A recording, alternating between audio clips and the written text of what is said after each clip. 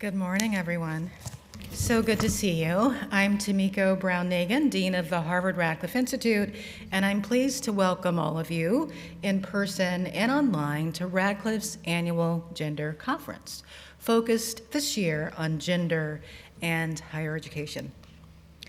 Colleges and universities face profound challenges, and gender as a form of experience, as a demographic category, and as a field of inquiry has become contested in new and often troubling ways. Our convening today will explore the multifaceted intersections of gender and higher education through sessions examining students' experiences, the perspectives of teachers and researchers, and the present and future of gender as a category of analysis and a scholarly field. It's appropriate that a critical discussion like today's would take place here in Radcliffe Yard. As many of you will know, the Radcliffe Institute traces its origins to Radcliffe College, an institution founded in the late 19th century to give women access to a Harvard education at a time when the university wouldn't admit them. We're very proud of this history and our legacy. We carry it forward in programs like this one, in our sustained support for the study of women, gender, and society, and in our fundamental commitment to advancing opportunity and fostering constructive engagement across difference. Radcliffe is also emblematic in certain ways of the broader history of gender and higher education, a history that is itself entwined with the evolution of societal ideas about sex and gender, as well as struggles against gender and sex discrimination. In the mid-1960s, as Congress debated the landmark Civil Rights Act of 1964, it was an avowed opponent of the bill who proposed a last-minute addition. He sought to add sex as a protected characteristic in Title VII's prohibition against discrimination in employment. His proposal to bar sex discrimination elicited jokes as well as suspicion that it was a so-called poison pill introduced to ensure defeat of the entire act and its protections against racial discrimination. Yet in the end, the bill, including the amended Title VII, became law. It's perhaps then unsurprising that in the years that followed, the concept of sex-based discrimination continued to be dismissed by many as a joke, or at best, a lesser concern.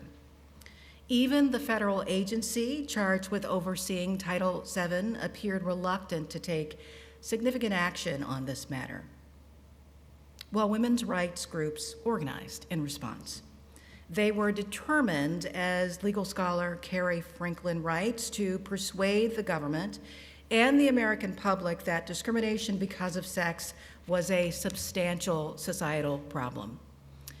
These and other efforts bore fruit nearly a decade later in 1972. It was in that year that Congress passed, among other anti-discrimination measures, Title IX of the Education Amendments. That statute, critical for higher education, bars discrimination on the basis of sex in education programs that receive federal funding. Meanwhile, the scholarly discipline that would become women's gender and sexuality studies was also taking shape. Much has changed in the 50 years since, and yet now, as then, the relationship between gender and higher education is important and complex, and developments on campus remain closely tied to the broader social, legal, and political context. Intersections of gender and higher education manifest in student experiences, in gender disparities in college enrollment and completion, and in job market outcomes. Gender differences have been documented in the faculty experience as well, including in compensation and representation at senior faculty ranks. Sex and gender further intersect with race and other lines of identity to shape lived experience. And these identities constitute both discrete and interrelated categories of analysis in many disciplines today, including the field of women's gender and sexuality studies. More broadly, controversies regarding sex and gender have taken on even greater salience both on and off college campuses. Recent government actions include orders mandating specific definitions of sex. Some states and university systems have proposed or instituted laws and policies regulating courses and classroom discussions about gender, sexual orientation, and race, among other topics labeled divisive. These developments impact research, teaching, and campus life, and raise important questions about the state of academic freedom. And shifting interpretations of Title IX, including novel deployments of the statute to challenge more expansive conceptions of gender, have sparked investigations and legal disputes with profound implications for individuals, for institutions, and for the field of civil rights law. Our conference today will explore such issues at the nexus of gender and higher education through a series of sessions with esteemed scholars and leaders in higher education. In just a moment, I'll introduce our first speaker, Laura Perrin, who will set the stage for today's discussions with a brief overview of the current higher education landscape. Then, our first session will focus on students' experiences. That will be followed by sessions on the perspectives of teachers and researchers and on gender as a topic of study. We'll then have a short break. If you're attending in person, lunch will be available downstairs in the Coolidge room for you to bring back and enjoy during our final keynote session. Before we dive in, let me offer some thanks. I'm grateful to my colleagues, Iris Bonet and Nancy Hill, for planning this convening with me and in consultation with colleagues across the university. Thanks as well to Rebecca Wasserman, Executive Director of Academic Ventures and Engagement at Radcliffe, Jessica Ficklin, Director of Events, and their entire teams. I also gratefully acknowledge the Perrin, Moorhead, Grayson, and Bruns Graysons, Dean's Leadership Fund for Academic Ventures, which is supporting this event, as well as members of the Radcliffe Institute Leadership Society and all our annual donors. Your generosity keeps Radcliffe's programs free and open to the public, and we thank you. Finally, I'm also grateful to today's distinguished speakers and moderators and to everyone in our virtual and in-person audiences for joining us. Thank you to each and every one of you. And now it's my pleasure to introduce Laura Perrin. Laura is the University of Pennsylvania's Senior Vice Provost for Faculty, the GSE Centennial Presidential Professor of Education at Penn's Graduate School of Education, and Executive Director of Penn's Alliance for Higher Education and Democracy. She's an expert on the ways that social structure, educational practices, and public policies promote and limit college access and success, particularly for groups underrepresented in higher education. I'm delighted to have her with us this morning, and please join me in warmly welcoming Laura Perrin to the stage.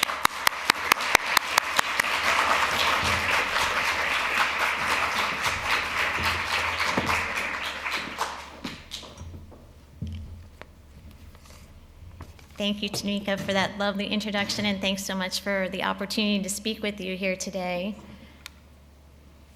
So as I thought about how we might set the stage for today's conference, I've organized my remarks into these questions. So first, reflecting on why are we here today? What do we mean when we say higher education and gender?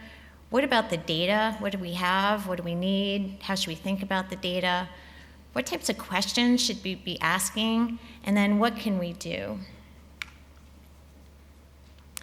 So everyone here is very busy. There are lots of ways you could spend your time. You don't have to be here with us today. But being here today, I think, is super important. And this is how I frame it. This is why I'm here. So there are things that we know. Higher education matters. There are numerous benefits to individual participants. Higher education matters to our communities, our states, our nation. We also know that diversity is important. So with diverse perspectives, backgrounds, experiences, our teaching and learning are better, research and scholarship is enhanced, clinical practice, engagement with the community and the world, all of those things are better when we have diverse perspectives. We also know that participation, experiences, and outcomes in higher education are unequal, and I'll show you just some of the data on this point. And then finally, we know that that won't change on itself, right? We have to take action if we want to improve equity. At the same time, we also know that we're confronting numerous challenges. This is a really hard time for higher education. There are questions about the value of higher education, the value of science. We have financial and policy constraints and uncertainty. There's enrollment instability. Some programs and departments and schools, institutions even, are closing. And there are numerous political challenges. Just reading Inside Higher Ed again today, legislation being proposed in Alabama, Kentucky, Oklahoma, and tenure that really threatens tenure, the protections of tenure, faculty governance, some of the core issues of higher education. And then, of course, we have the challenges in particular to DEI-related initiatives and the work that we're here to talk about today. And these challenges by the federal government and some state governments to gender as a form of experience, a demographic category, and a field of inquiry are really serious and important for us to grapple with. And so I want to applaud and thank the organizers of this conference. Thank you for bringing us together to try to grapple with these issues together. So I want to start just by having us reflect on higher education. So there's a lot of complexity and a lot of variation within higher education in the United States. And I think this is a real strength of our system, quote unquote, system of higher education. There's so many different types of higher education and so many different types of opportunities. So we have 2-year and 4-year institutions, public, private, for-profit institutions. Our institutions vary based on the number of enrolled students. There are variations based on admission selectivity, the characteristics of students, the resources that they have through endowment and other sources. There's also variation in mission. We have institutions that are dedicated to serving particular populations, including minority-serving institutions, tribal colleges, women's colleges. All this is really important. And as we think about how these issues are playing out, it's important for us just to recognize the institutional context, because the status, the experiences of people, they vary, and the resources that we have and the mechanisms that we have to address these issues will also vary based on institutional context. I think it's also really important for us to continue to remember we're focused on the people in higher education as well, right? And so this conference, I love that we have panels on students, faculty, academic leaders. We also have other important people in our community that we need to be remembering: postdoctoral fellows, the staff, administrative leaders, alumni trustees. And so it's a very complex ecosystem, and we could even extend this out, right? Higher education institutions are dedicated to improving community, and so relationships with community partners and other stakeholders are also super important. Okay, so what do we mean by gender?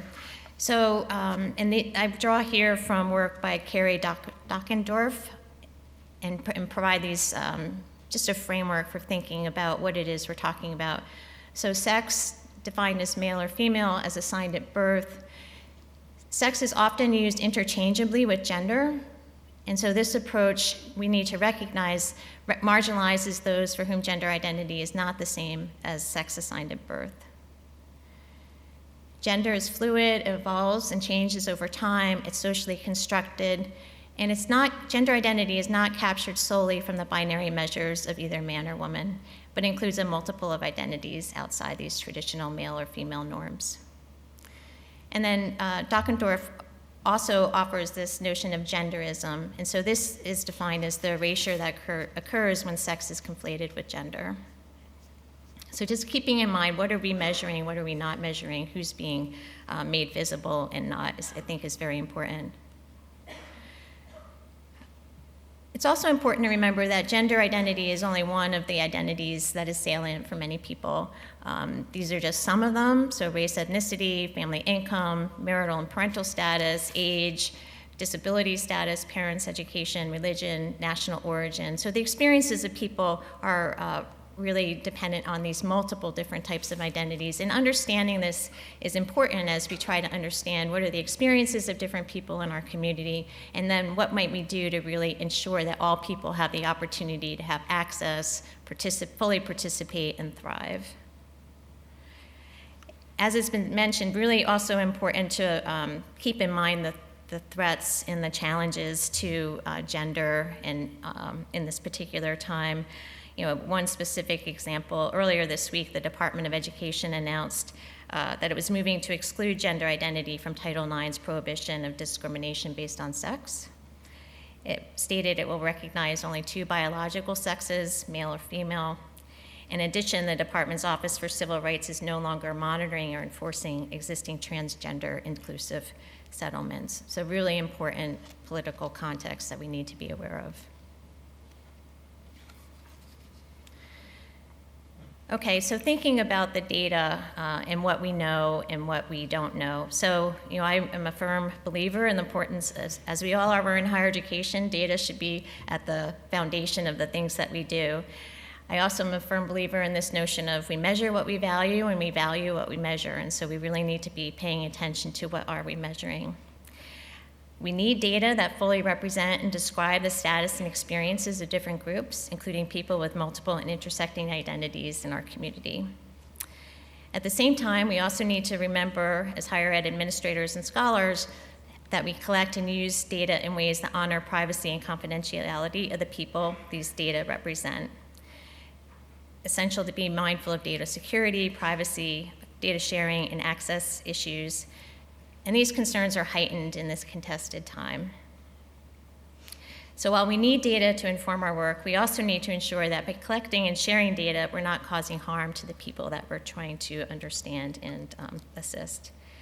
And I really hope this is one of the issues that we can grapple with together. I'm thinking a lot about this. It's also important to really, again, interrogate the data that we have and don't have. Much of the available data report only the binary male and female. And this could be for different reasons. Maybe the data are not collected, and it could be that they're not being shared to protect privacy and identity. And I hope you'll keep these limitations in mind, especially with the data that I'm going to be presenting in a few minutes. Okay, so as I think about my work as a higher ed scholar and administrator, I really focus on trying to understand at the foundations answers to some basic questions. So what's the representation of people from different groups? What are the experiences? And what are measures of success?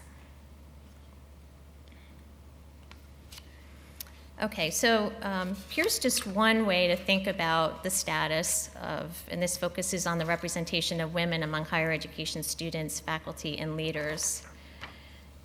One story that we can tell from these data is that women represent a higher share of students, so here is measured by degree recipients, than of higher education faculty and college presidents.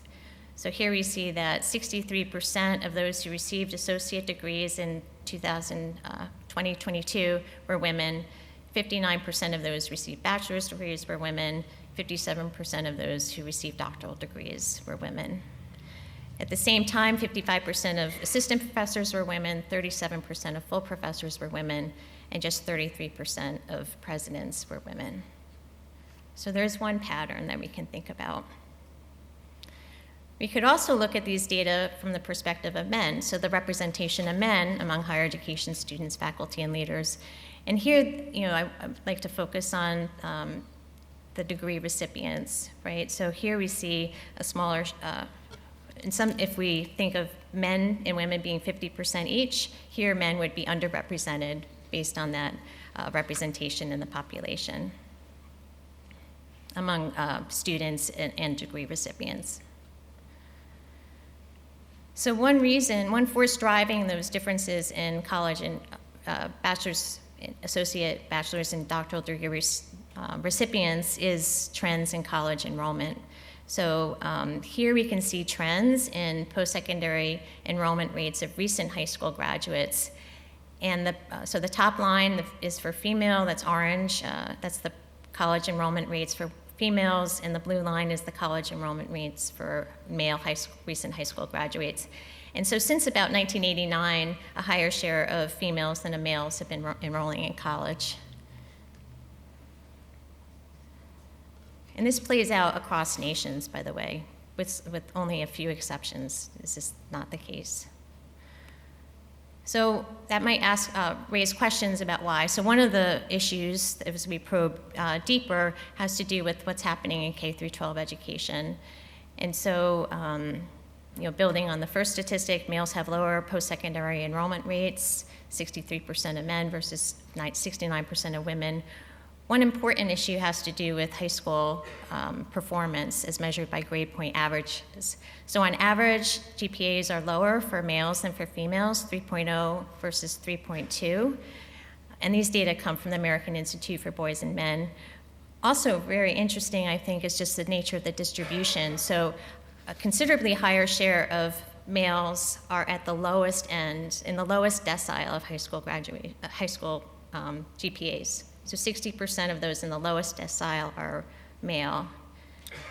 By comparison, just 34% with the highest GPAs are male. So there are important issues that we should be thinking about with regard to what's happening in K through 12 education for boys.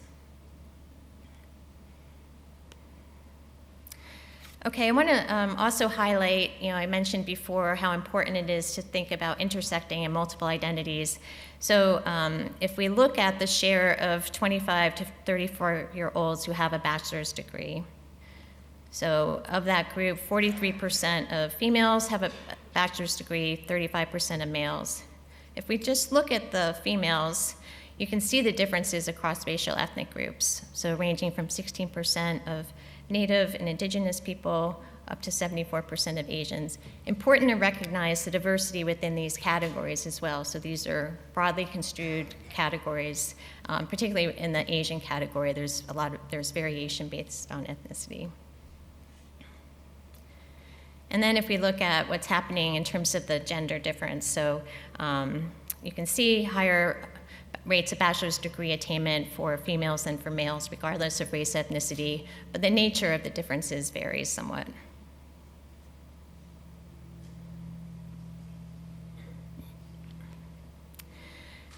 We also have variation in what people are studying in college and the degrees that they're earning. So 59% of those who receive bachelor's degrees in academic year 22 were women, so 59% overall. As you look at this by field of study, just 25% who received a degree in engineering were female or women. And these are IPEDS data, so they use the binary, versus 85% in the health and related professions. So considerable differences based on field of study. All right, I've showed you some data. We're going to shift now to think about faculty. I'm going to show you a few data points here. Okay, so we have over time increasing representation of women among faculty and degree-granting post-secondary institutions over time. So going from 33% in 1987 to 52% in 2023. And these data define faculty as all instructional, research, and public service staff. So this is anyone with a faculty title. So this is the overall average, general trending up. As we break that down in 2021, there's variation based on the type of role that people have, right? So women represented 57% of instructors and 56% of lecturers, but women were 54% of assistant professors and then declining as rank increases, 47% of associate professors, 36% of professors. And so this, hopefully these data are, you're asking yourself some questions. Why? Why do we have these patterns? What's driving this? It's also important to consider other aspects of the faculty experience, right? So here are average salaries based on rank. And at each rank, average salaries, and again, these are national data across all institutions, on average, salaries are higher for men than for women at all ranks. Higher difference, the magnitude of the difference is higher among professors. So these are just observed differences. They don't control for things like differences in salaries by field, which we've seen before varies. They also don't control for time and rank. Considering the time and rank issue, it's especially interesting to me to see the differences for assistant professors, because there's less variation in time and rank, right? And so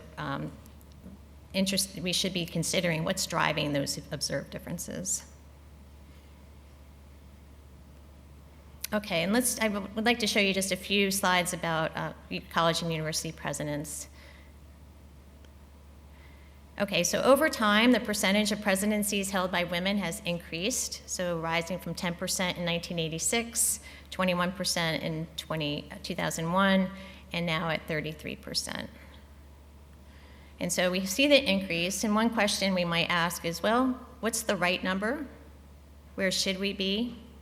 And what are the forces that are driving the increase? So what are the good things that have happened to increase this percentage? And what are the forces that are still limiting further progress? We also know that there's difference in representation of women among college and university presidents by type of institution. So higher share of presidents at associate degree granting institutions or community colleges are women, 44%. And a smaller percentage of presidencies for doctoral granting institutions are women, 29%.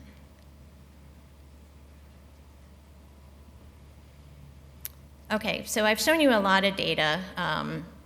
One conclusion I would draw from these data is that we have differences by gender in college going, bachelor's degree attainment, faculty appointment and rank, faculty salaries, president appointment.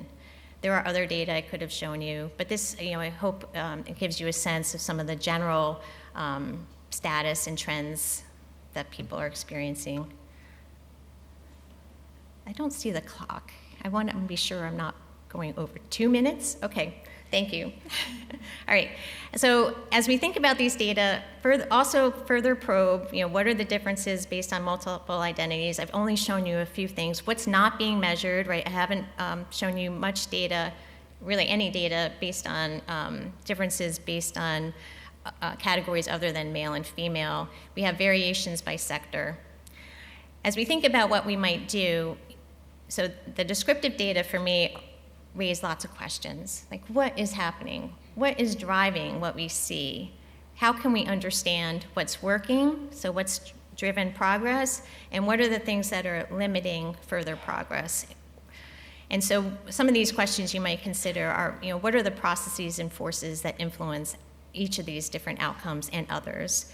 What do we require to achieve, appointment as an assistant professor, promotion to full professor, a presidency? What are the resources that are required to meet those requirements? What do you have to have? And who has access to what? And a lot of what that answer of who has access to what depends on context, right? Where are different people? What are the schools that people are attending? What are the resources in the colleges and universities people are attending? And then what are the policies and practices and structural changes that might be helpful, that might need to be changed, and what might we do to help level the playing field?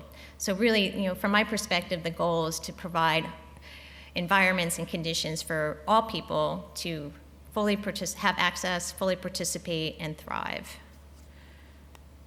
As we think, just briefly, most of my work focuses on how to increase college access and success. If we just look at that, it can be overwhelming, right? There's so many different steps that are required to get to that. If one goal is bachelor's degree attainment, there's so many things that have to happen. And so one suggestion is that we break down these complex processes into those different steps and focus on what happens and what is required at each of these steps. For example, we know that to enroll and succeed in college, people need the academic preparation, they need the money to pay, they need the support and information.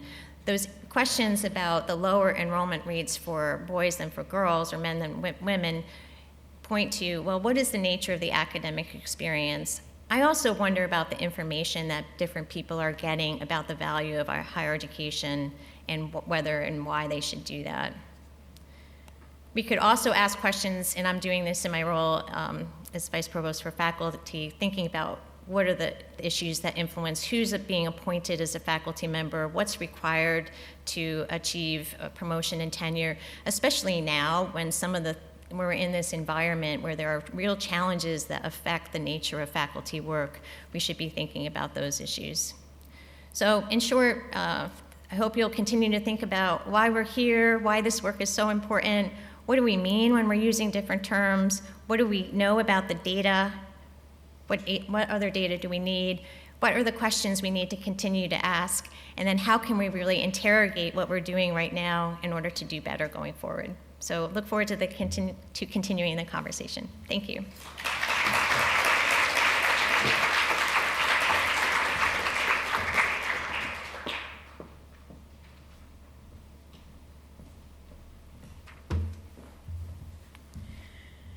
Thank you, Laura. That was insightful, and you raised a lot of questions that I hope that we can take on this afternoon and this morning.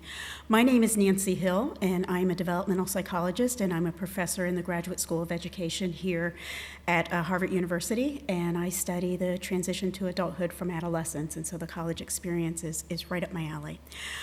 We are going to move from the very important stage setting that you did, Laura, to really digging into the kinds of questions that your presentation motivated. And we are going to begin with a panel on the student experience, where we can really think about what's happening on the ground with students. And we have an amazing panel, and I'm going to introduce the moderator, and then the moderator will take it from there. We're going to do short introductions. With full introductions are in the materials that you have online, but we want to save all of our time for discussions of the good topics. So we're just going to do very brief introductions. And so I would like to introduce Alexis Redding. She is a lecturer on education at the Harvard Graduate School of Education, and she is the director of the higher education concentration in the Graduate School of Education. So I would like to welcome Alexis to the stage and ask you to invite your panel. Thank you very much.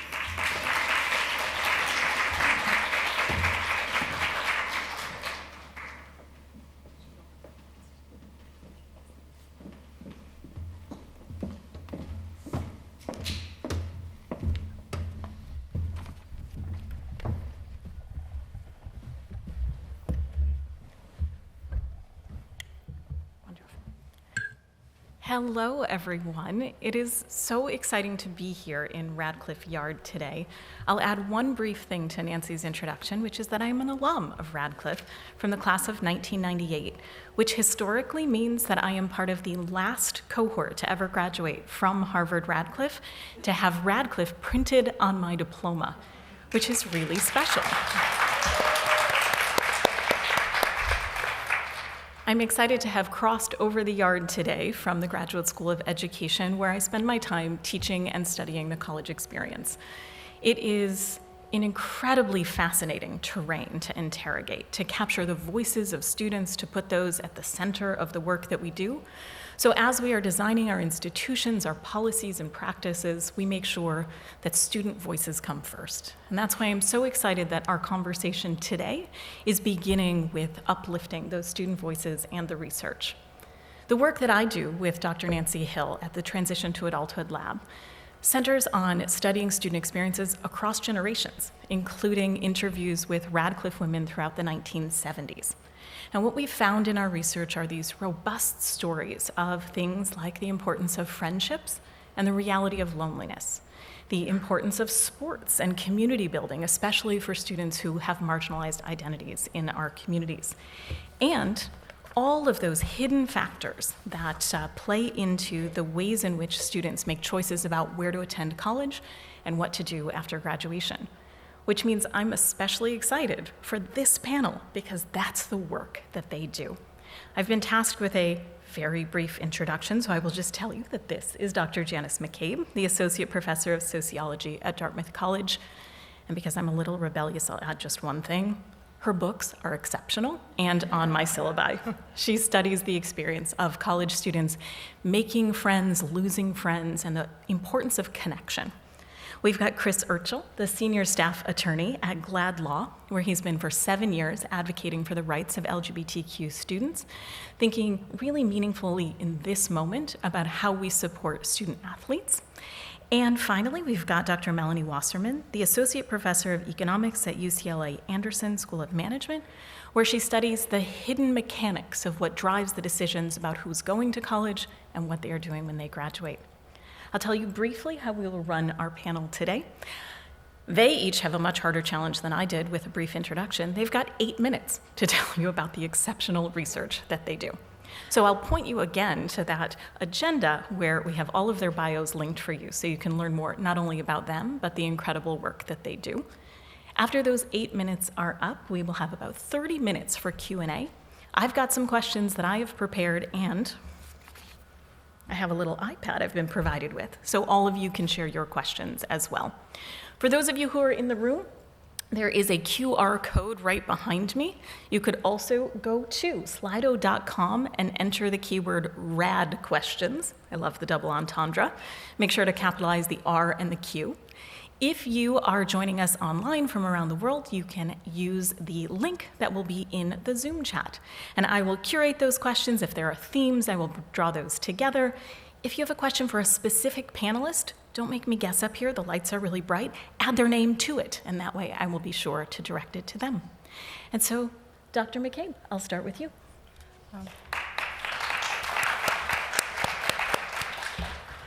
Well, thank you so much for the introduction and for the invitation to share my research with all of you. As Alexis mentioned, I'm a sociologist who studies higher education, especially students' networks, how they make friends on a variety of campuses, so on two-year community colleges, at four-year public flagship institutions, at elite colleges as well, and how friendships impact students' lives both while they're on campus and in that transition to life after college. Before I get into the patterns by gender, I want to start with some foundational pieces on how people form friendships. A large body of interdisciplinary research shows that there's two main drivers of friendship overall. Those are homophily and propinquity. Homophily is similarity, and there are two main forms, that based on identity and that based on interests. And identity, as Laura Perrin nicely set up, our identities are multiple and intersecting, and they differ in salience, even throughout our day according to different settings that we're encountering. And so people may form a friendship based on homophily on one dimension, and then later find that they either share more in common or there are big other things that divide them, either in terms of their identities or their interests. And homophily also provides important support and emotional connection, particularly for people from minoritized backgrounds, like trans, non-binary students, so those connections are really important. Also for women at times who experience college as a chilly climate. And in terms of interests, there's a range of things that people connect on. Sports is one that was mentioned in the introduction as well. And propinquity is proximity, or these repeated connections that people have. It's why people are more likely to make friends with the person in the office next door to them than down the hall, or the office next door to them compared to especially the building, the next building over. So those repeated connections really matter and help people discover the similarities that they have, those things they have in common. Okay, in terms of homophily, the patterns are different for gender than they are for other identities. And that relates to the way that gender is organized in our society overall. Gender is more integrated because most people live in families and go to schools, K through 12 schools, sit in classrooms that are more integrated by gender than they are by race and class. And research, not only my own, but a wide variety of research shows that friendship networks are more integrated by gender than they are by other identities. And to give you a sense of what that looks like, about 2/3 of friendships are same gender overall. That, of course, obscures a lot of variation by those other identities that people hold. And that's changed little over several decades, which I think is really interesting. So back to Michael Moffat's research, which was in the 70s and 80s at Rutgers College. It's also interesting that when you look at those patterns separately for women and men, women are more likely to be named as friends by both women and by men. In terms of those numbers, that's 70 to 74% of the people in women's networks are other women, compared to about 2/3 of the people in men's networks are other men.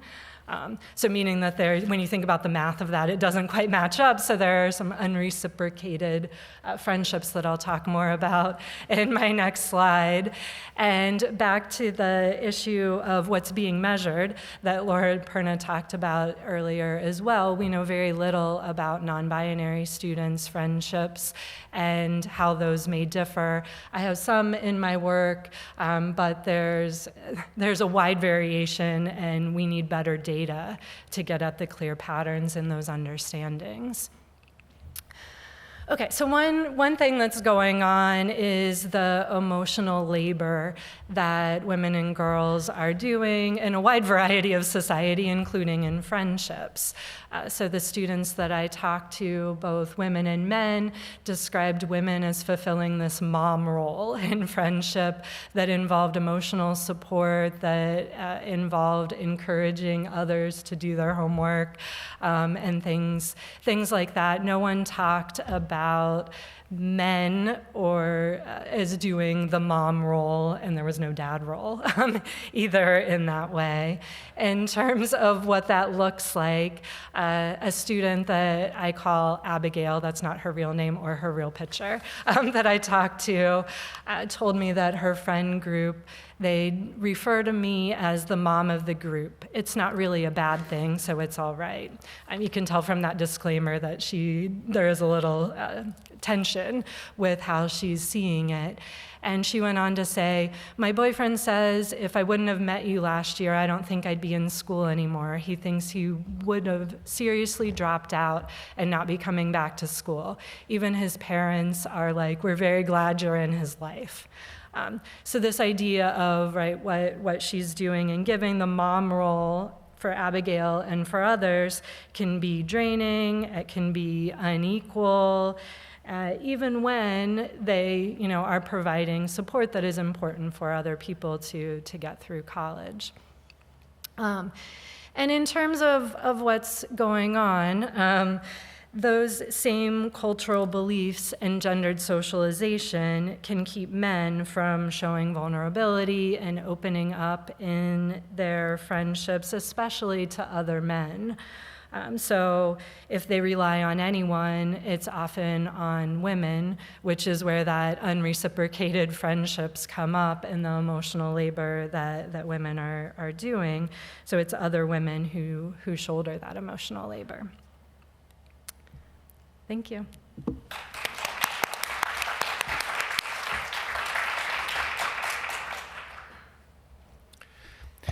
Hi, again, I'm Chris Erchull. I'm an attorney at GLBTQ Legal Advocates and Defenders, and a lot of my practice involves litigation in the education context, particularly working with students who are experiencing censorship in their education, student forced outing situations, and most notably the sports issue, which is coming up for transgender students in a really big way, and that's kind of where my discussion is going to focus today.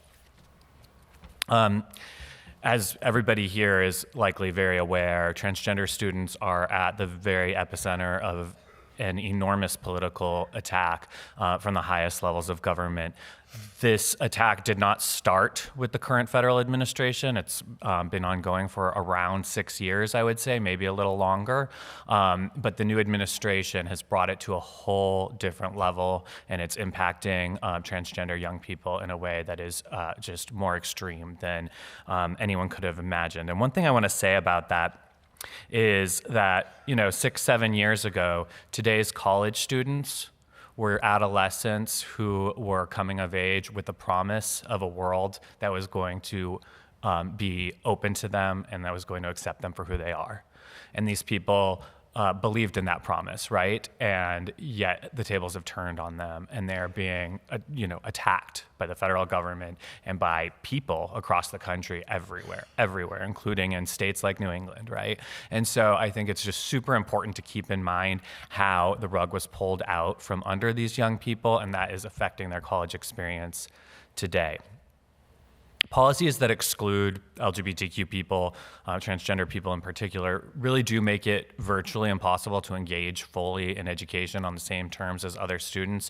This is true whether we are talking about a bathroom or a sports program or anything else. If you're not part of what's going on campus around you in a full way, then you're being denied educational opportunities. And that is a really just central point of what we do when we're dealing with discrimination in education is we try really hard to help people understand that exclusion in any one small way is essentially exclusion from your entire education.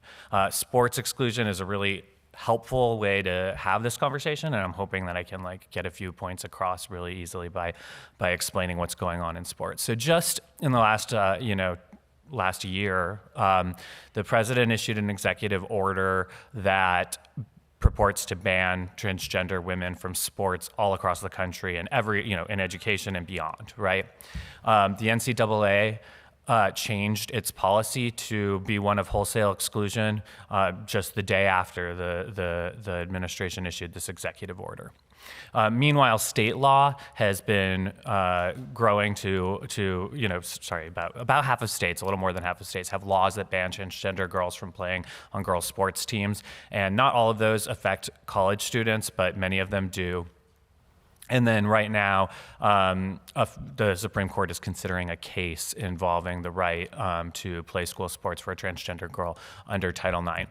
And I want to make one point really clear before I move on from this, which is just that transgender status or being transgender or being a transgender woman, that's not a proxy for athletic performance. And of course, testosterone and exposure to testosterone over time can affect somebody's sports performance. And so being transgender might be associated with advantage in sports, but it's not a proxy for advantage in sports. And for many transgender young people today, they've never had any testosterone exposure that would give them an advantage in sports. And I think that's just something really important to keep in mind as we have this conversation, that transgender status is being used as a proxy to discriminate, but it doesn't reflect the issues that people talk about, like fairness, safety, and preserving the integrity of women's sports. So school sports creates a sense of belonging and connection for students.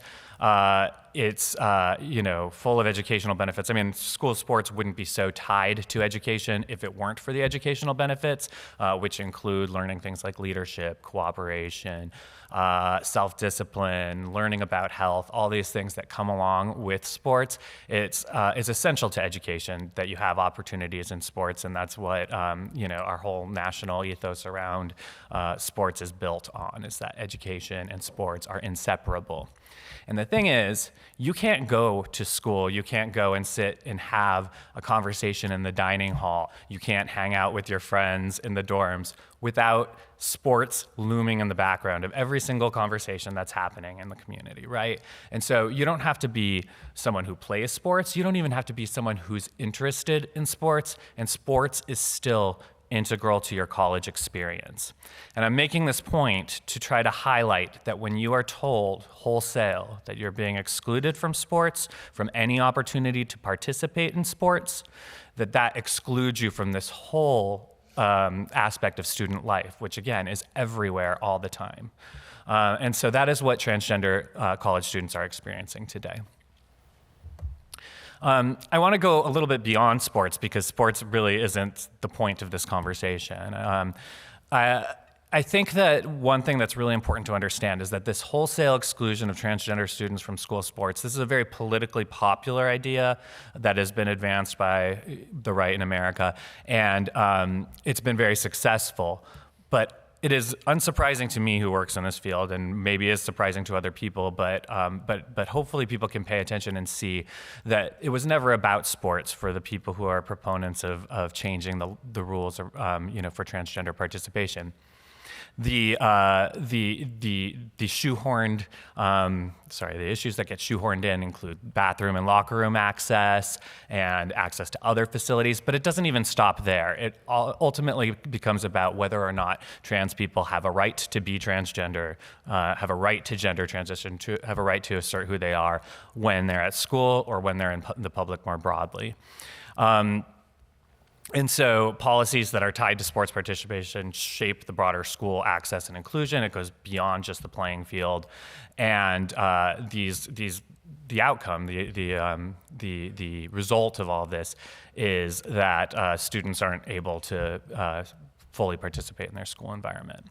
And their school environment includes a lot more, of course, than just sports and facilities, includes bathroom, et cetera. But just keep in mind that the right has been doing a lot to try to eliminate any acknowledgement of transgender people from curriculum. There has been considerable effort to empower teachers, including in higher ed, to disregard students' choice of name and pronouns. And of course, Title IX, which it wasn't controversial up until just a couple of years ago, but now this current administration is arguing that Title IX doesn't even protect transgender students from harassment. I'm about out of time, but I just want to make one more broader point, which is that other areas outside of the education environment are impacting students as they, are in colleges and universities across the country. They lack access to ID documents. Increasingly, there are attacks on access to medical care, not just for minors, but for transgender adults as well. And of course, bathrooms and facilities outside of campus have become an increasing area where people are being excluded. And so I just wanted to make this bigger point about how hard it is to be a transgender student in today's political environment, and how every single transgender student you interact with in any college or campus anywhere in the country is dealing very intimately with this political attack today.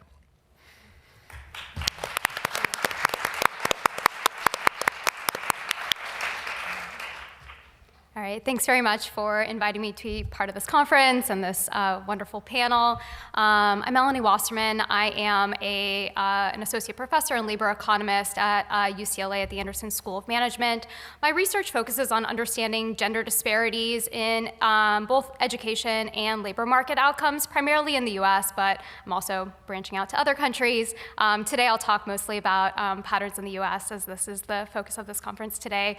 And I'd like to pick up, zoom out a bit and pick up on some of the patterns that Laura mentioned in her setting the stage remarks, and go a little bit deeper into kind of two facts or two patterns that I think of are particular note. And so this talk is titled Gendered Barriers in Higher Education.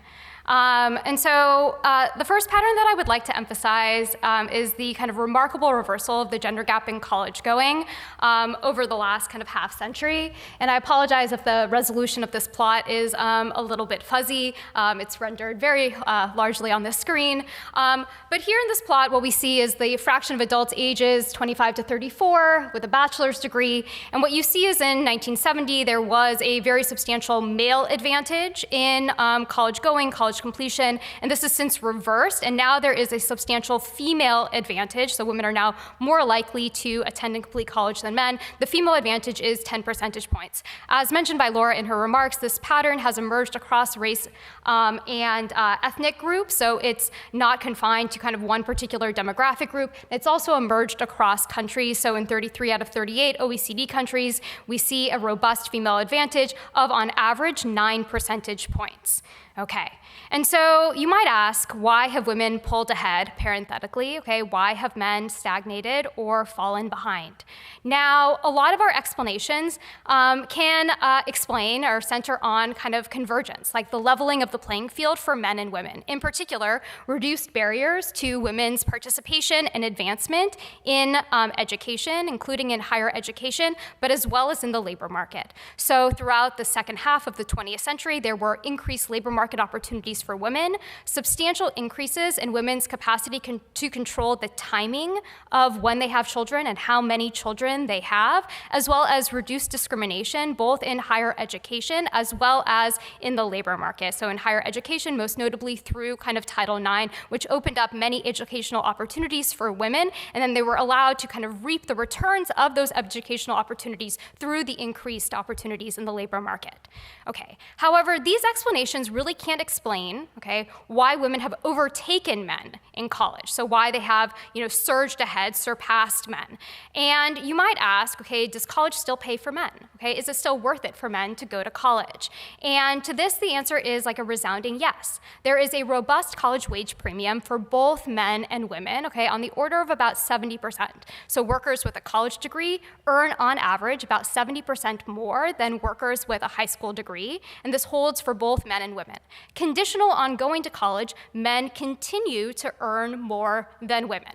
Now, this is paired against the patterns for workers who have not gone to college. So there have been falling employment patterns, falling real wages for workers who have not gone to college, and this makes college particularly attractive, okay, relative to the outside option, and this is also the case for men. And so then we might want to turn to kind of other explanations for why women have kind of surged ahead of men in terms of college attainment. And for this, I want to kind of go back to kind of pre-market or pre-college going patterns, which is, the fact that the female advantage in education emerges long before college, okay? And this might prompt us to kind of focus on childhood environmental factors. And so in particular, one pattern that I would like to bring up is that the female advantage in education and K through 12 education, educational outcomes, as well as behavioral outcomes such as absenteeism, suspensions from school, okay, is the largest, okay, this female advantage is the largest in among children who grow up in low socioeconomic status families. And so based on research that I've done as well as research from other groups, it appears that boys might be kind of more sensitive to a dearth of resources, family resources, neighborhood resources, school resources relative to girls. And this is to say that both boys and girls, and my apologies for using kind of the binary gender categorization here, this is due to the data limitations mentioned by Laura in her introduction, but both boys and girls who grow up in resource-poor environments fare more poorly, okay, have lower educational outcomes than boys and girls who grow up in resource-rich environments, but boys appear to fare kind of particularly worse. And so this, I think, can train our focus on maybe supplementing some of these resources, particularly for boys, which might have the effect of boosting their educational attainment and boosting their college going. Okay. The second pattern that I would like to mention, and I know that I'm going to run out of time, and so apologies for that, is that as women have surged ahead in educational attainment, conditional on going to college, there are persistent gender gaps in major choice. So in recent decades, there's been little convergence in men's and women's fields of study. As we saw earlier, women tend to be overrepresented in the humanities, in education, in health-related disciplines. Men are overrepresented in STEM, science, technology, engineering, and mathematics, business, and economics. What this implies is that women are systematically sorting into majors that lead to lower-paying occupations and jobs. Now, there are many reasons why this is the case, okay, many explanations. I don't have the opportunity to do justice to these many explanations. The one that I wanted to elevate here, which I think is one that is little remarked upon, is that post-college factors can help explain gender gaps in college major choice.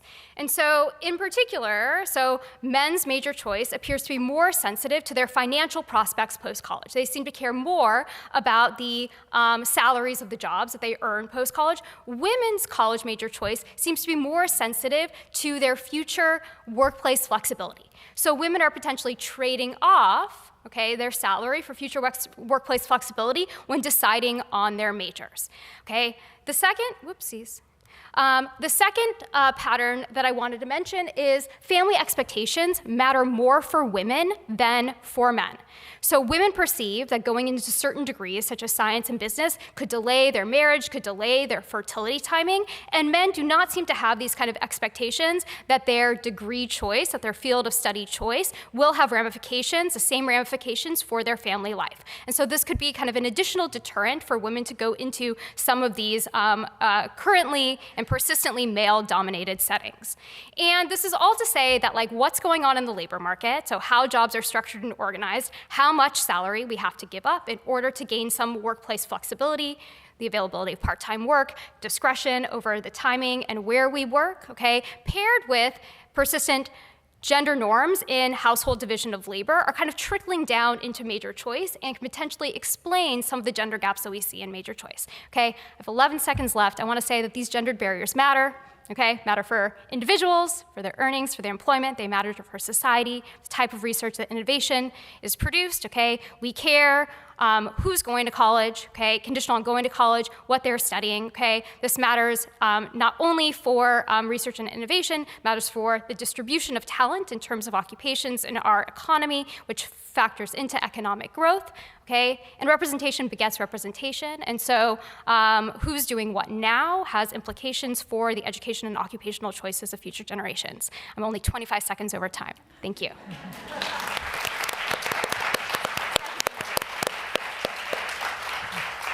Well, thank you to our panelists. For those of you not in the room, there is a scary red light timer behind us, and to consolidate such important work into 8 minutes is a real challenge. So I'll just remind you that in the agenda for today, there's a link to all of this work so that you can learn more about these incredibly important topics. And well done. I don't think I could have done my research in 8 minutes, so thank you for sharing. I've got plenty of questions coming in. We have some queued up in advance, but if you haven't had a chance to pose your question yet, please use the Slido code or the link in the Zoom chat to post that to us. And just as a reminder, if it's for someone specific on the panel, if you could include their name, that way I'll know where to direct it. But my first question is actually inspired by one of my mentors at the Harvard Graduate School of Education, Dr. Sarah Lawrence Lightfoot, who was a pioneer of a method of doing academic research that started with the question of what is good here. Not to ignore or undermine all of the challenges, but to begin by uplifting and celebrating the things that drive us to do this work and keep us going. And so my question for each of the panelists, and we'll start with Janice and go in the same order, is what gives you hope and inspires you in your work? Essentially, what is good here in a moment that is incredibly challenging in higher education? Now, what a great question to get us started. Friendship is good. I love hearing students' stories about the meaning that they get from the time they spend with friends, what their friends mean to them, the ways their friends support them academically and socially through some really challenging experiences that they have, too. And, students are making friendships across difference at times doing, hard work of talking through difficult things and sharing difficult things with their friends. So that's something that gives me hope. Thank you. When I began my work as a lawyer in the LGBTQ rights movement, we were in a very different world, and I kind of thought that the lawyers doing legislative advocacy and litigation were kind of the pinnacle of advocacy. And what I have learned and been forced to learn through the change in the political moment and the change in our courts especially is that the real power lies in the community infrastructure that LGBTQ people build for themselves with their friends and their families, and that is incredibly powerful, and it has stepped up and it has totally overtaken importance over the work of lawyers, and that gives me a lot of hope, and it makes me feel like I can continue fighting my difficult fight while knowing that there is this groundswell of support for the people I represent behind me. Thank you. So great question. I've been thinking about it since you mentioned it a few minutes ago. So first, I think that, one, that we're having this conversation and that, we're allowed to kind of hold the like nuanced patterns in the same room.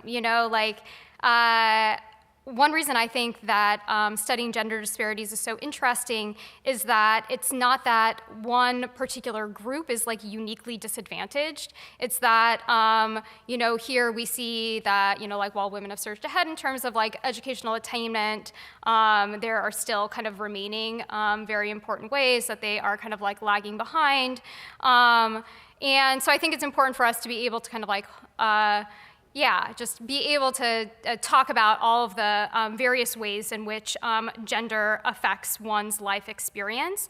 And then, I would say the other thing that like gives me hope is that we don't live in like a static world. We live in like a very dynamic world. So I'm like very trained on like the labor market. There are like massive changes underway currently in the labor market. And so I think a lot about like the cost of workplace amenities and especially like workplace flexibility. So like how much money you have to give up to have access to certain things that you value in the workplace. And maybe that's like a short commute. Maybe that is face-to-face interaction. Maybe that is having a flexible work schedule. And all of that is changing. And so like as the cost of these amenities are changing, I think that this is going to have like effects on what we see people invest in terms of their educational attainment.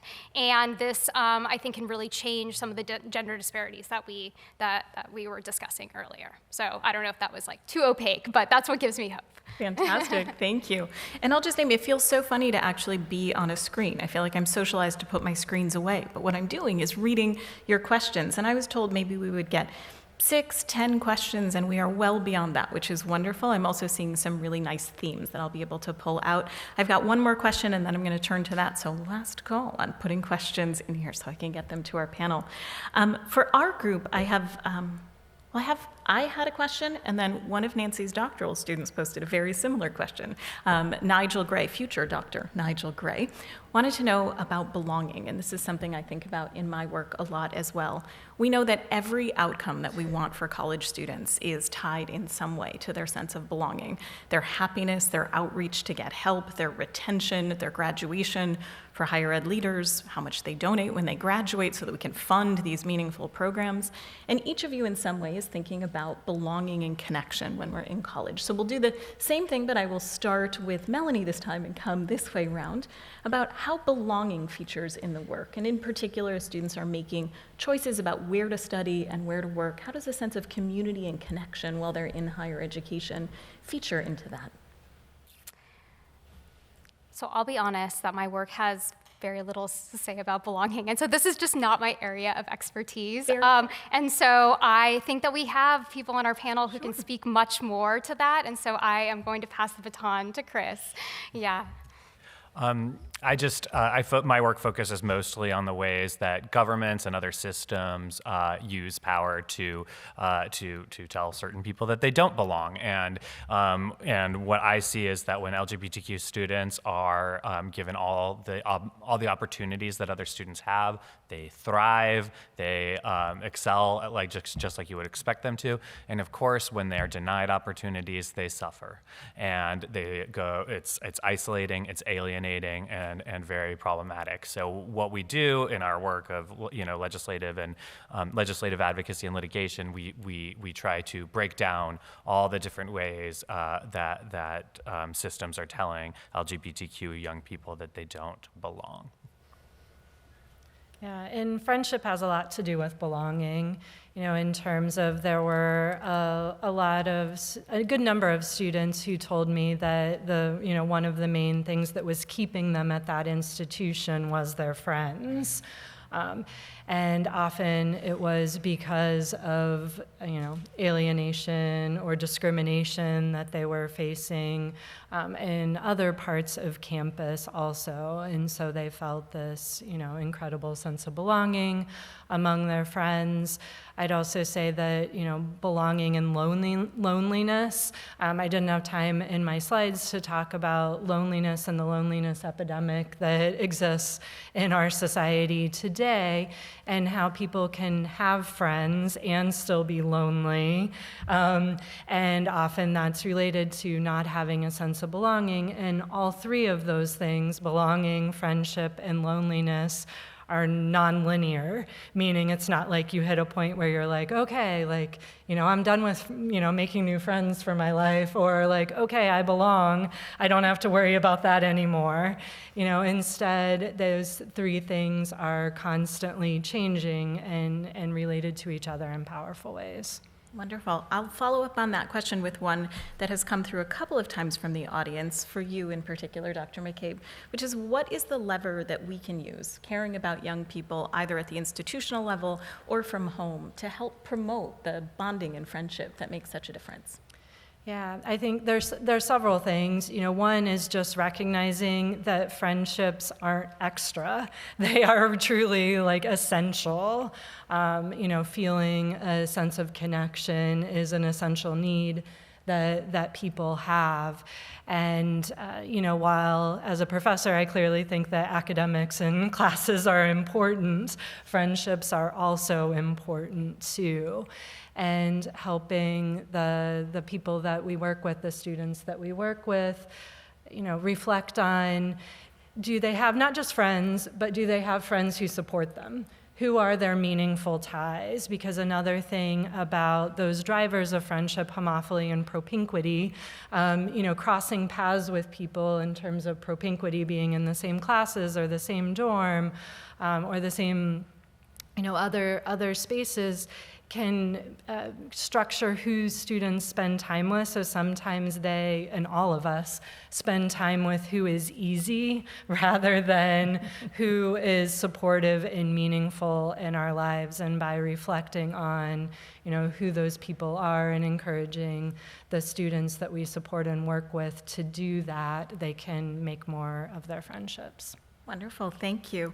We're seeing quite a few questions about the gender binary in research, I think partly framed by the powerful opening of today. And so, Dr. Wasserman, I'll ask you, how do you navigate the fact that what we know about student experiences, both qualitatively and quantitatively, is often gendered into male-female? How do you think about the future of research? How do you lean into that? Or what puzzles does that create in your work? Yeah, I think that's a great question. And so, a lot of the work that focuses on like the historical perspective is unfortunately hampered, hamstrung by these data limitations. And so, the patterns that I discussed today, we really just don't have any insight into gender identities aside from male, female.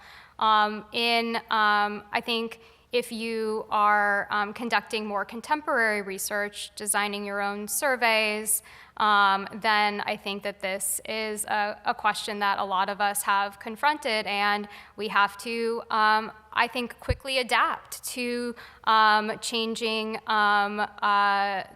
landscape, as well as I would say the desire to know more. As well as if you're designing like a smaller survey, the notion that and you're conducting quantitative research, that it may be very difficult to draw inferences from very small sample sizes. And so this is something that I've grappled with when designing my own surveys, especially surveys that I've conducted among UCLA students, as being much more inclusive of many gender identities, but also, when faced with the data, having trouble as a quantitative researcher drawing inferences from it. And I don't have the right answer. Historically, what we have done for minority populations is we have oversampled in order to be able to draw inferences. And so I think that this is, going back to some of the survey methods that we rely on in order to study smaller populations, and we really need to kind of lean into those as quantitative researchers to be able to learn more about some of the challenges that historically understudied populations are facing. Wonderful, thank you. Could I step into that question real Absolutely. quickly? Which is that, so I've been interviewing students about their friendship over time, and another challenge that I wanted to bring up is that people's gender identities change over time, too, as do those of their friends, and I think that adds an important dimension, but a complication in terms of, what kind of how to interpret these patterns. Wonderful. That's an important distinction. Thank you for adding that. The next question, we've got a couple of things that have come through for Chris around what do we do at an individual level? You named powerfully the choices that institutions can make around access to bathroom facilities and sports, but for those of us who are in and around college campuses, what are some small micro practices that have big impact? Yeah, I mean, acknowledging, I think, what the experiences of transgender students is, I think is just, it goes a lot further than you think it does, right? Just saying to the person sitting next to you or sitting in front of you, I see you and I see what you're going through can make a world of difference. Saying, if you need to talk about anything, let me know. And of course, doing the basic things like respecting people for who they are, believing them when they tell you, what name and pronouns they want to use, and just offering them the dignity that everyone should have. But on top of that, I think that just, signaling to people that you're there and that you're a person and who is willing to create a supportive environment in any way that they can, in any way that you can, I think it goes just so much further than people really understand, because like I said, it is so isolating, alienating to feel like the whole world's against you, and they hear it every single day from the highest levels of government. It's crazy right now what's happening to transgender young people. Wonderful, thank you for that. I've got a question that fits all three of us and I think is perfect for being here on the grounds of former Radcliffe College, now Harvard Radcliffe Institute, and that is the role of single-sex institutions. So how do we think about how each of your areas of practice or research play out for students who are attending single-sex schools? And I know we're going to hear from the president of my wife's alma mater later today, but what is the role of community, belonging, identity, and workforce development? I'll start with you. In terms of thinking about friendship and connections, I think that notion of multiple identities really comes into play, because I think we can tend to assume that at single-sex institutions, people share so much, and while they may share a lot, and there can be a lot of, kind of protection and camaraderie at times that can happen in those spaces, there also are so many other grounds where people are having different experiences and identities that are important to look at. I had in my interviews that I did, I was struck by the number of women students who told me how particularly valuable their women friends were to them, in a way that men students didn't. They might describe their men friendships as being important, but they didn't frame it in that way.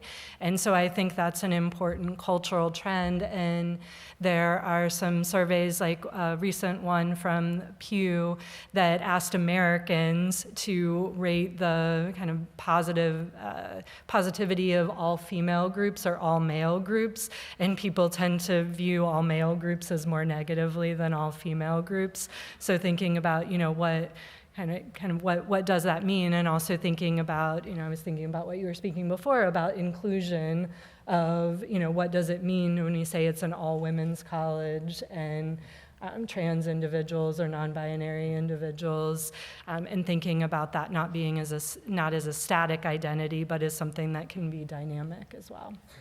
Yeah, actually, I remember a controversy from about 15 years ago involving an all-women's college that was refusing to allow transgender women to enroll, and I think that was probably fairly common 15 years ago. It probably is not common today, which is, speaks volumes to how far we've come in terms of like understanding and accepting transgender young people. Something interesting is I've never heard of a transgender boy or a transgender man wanting to go to an all-male institution and being turned away, and I think that tells us a lot. But I will just say, like, it is really interesting to me that that there are some trans masculine people who thrive in women's institutions, and that's what they want. But I will just point out that that's like a really individualized consideration, and every single transgender person's different, right? And what their needs are different. And so what they seek out when they're going to college is going to be dependent on what their background is, what their experience with interacting with people who are male and people who are female are, and what environments are going to provide them the nurturing space that they need.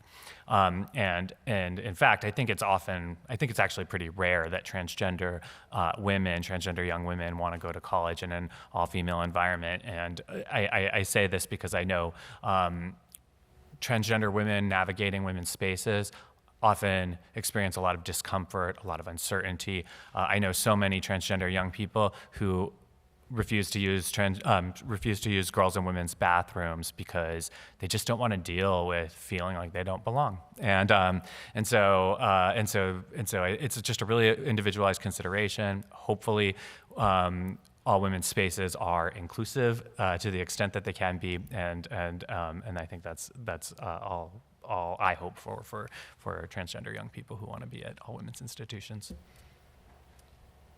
Yeah, so I think when I think about all women's institutions, I think about the kind of some research on that kind of goes back, so it's a bit historical, but goes back to the 1970s and 80s when there were many more all women's institutions, and many of them integrated, and so they started to accept men. And we know from some research that integrating men into these all women's institutions had substantial effects on women's choice of their college major. And so when we're thinking about choice of field of study, it does seem like the university environment, the classroom environment, does matter for women relative to men. In particular, when men were integrated into these all-women's institutions, women tended to be less likely to major in STEM disciplines. And we don't really know why. This is going back in time, and so we don't have as kind of granular data as we would now on what's going on in terms of the classroom and dorms and clubs and things like that. But it does seem like women's college major choice is kind of sensitive to this environment, and so there could be some value in spaces that are kind of exclusively female, especially when thinking about very consequential choices like field of study. Thank you. I'll follow up on that because we've gotten quite a few questions for you about what are some action steps we can take in terms of supporting female students to do more career exploration, how you're parsing the data, or areas of research that you're interested to do in the future. That's 9 of the questions that have come through, consolidated into 2 sentences. Okay, so for this, I want to maybe plug some other research that I have done on how we talk to people about jobs. So, seeking out career advice, career exploration, doing informational interviews, I think is an integral part of career exploration. And so I have some research that an individual's gender seems to affect the type of information that they get about jobs. And so when students ask exactly the same question, okay, about the pros and cons of going into a particular field, maybe finance or data science or something like that, their gender determines which kind of attributes of that field are highlighted to them. And in particular for women, it seems that professionals highlight I would say work-life balance, complications or challenges associated with the position more so than they do for men, okay? And so this could be a good thing because they're anticipating that women might have more challenges in this regard in terms of work-life balance in the future. Or this could be a bad thing, in which case, in the sense that you are highlighting challenges more so to women that they may or may not care about, that they may or may not face, that they may or may not face for 10 years to come. And so I would say, in our everyday interactions, being mindful about what people's preferences are when giving them advice. And so, asking them, okay, is this something that you are concerned about? What attributes of a major or of a career are you concerned about? Do you care about when providing them with information, not making assumptions based on their demographic characteristics about what they may or may not care about? Fantastic, thank you. I'm also getting a lot of questions about mental health in college and supporting students, which is near and dear to my heart. My book, Mental Health in College, came out on Tuesday. I had to plug it. I had to. Thank you. We center the stories of student friendship, loneliness, and belonging. And so I wanted to turn to you, Dr. McCabe, to answer that question of how do we support students with the emotion of this current moment and navigating feelings of loneliness, which we know have actually been part of the college experience for decades? Yeah. As I mentioned before, loneliness and friendship aren't completely separate from each other in terms of so many students are experiencing loneliness as well as other, mental health challenges at different times throughout college. And I think it's very common. We think, people may be lonely at the beginning of college, but then they'll, make friends and not feel that loneliness later on. And as I mentioned before, instead it's, something so many of the students I spoke with talked about how loneliness creeps in at different times. And my book talks about making, keeping, and losing friends. And losing friends is also related to mental health challenges as well. And, it can feel so hard to lose friends or to not be chosen to in that way. And this is somewhat of a hard question to answer because there's so many different mental health challenges that people face. So I want to just kind of put it out there that there's not just one challenge. Friendships can be an important support, yet, I don't want friends to have to shoulder all that burden alone. Too, so I think that's important to mention. That's such an important distinction. But we do know that friendship is a protective mechanism of suggesting, here's where you can get support. And so finding the intersection of those two things is so meaningful. I am also getting a question for Melanie about AI and the job market. I'm wondering, it's probably not in your historical data that you've been collecting, but is that shaping the way you're thinking about some of the questions you might be asking moving forward? So yes and no. I mean, AI, intersection of AI and the labor market, this is like huge right now. It's, it's like on everyone's mind. Okay, sorry, maybe not in this room. It's huge in econ right now. And I think that I haven't personally embarked on any studies about this, but I think that we're all waiting to see. We don't really know to what extent AI is going to be like a labor replacing technology or a labor enhancing, complementary to labor technology. And so it's going to like reshape the labor market in unforeseen ways. And my style of research is I don't like jump into the most recent pressing trends. I tend to like take a step back and wait for the dust to settle a little bit before embarking on things. But certainly I think that it will kind of reshape the way that jobs and work are structured and organized. And this will then have ramifications for the choices that people make about their human capital accumulation. So the amount of education that they choose to get, the type of education that they choose to get, the jobs that they enter into, and I don't really know how it's going to affect the patterns that we've seen by gender, but I can't wait to find out. We will all stay tuned. Please join me in thanking this exceptional panel of scholars and practitioners.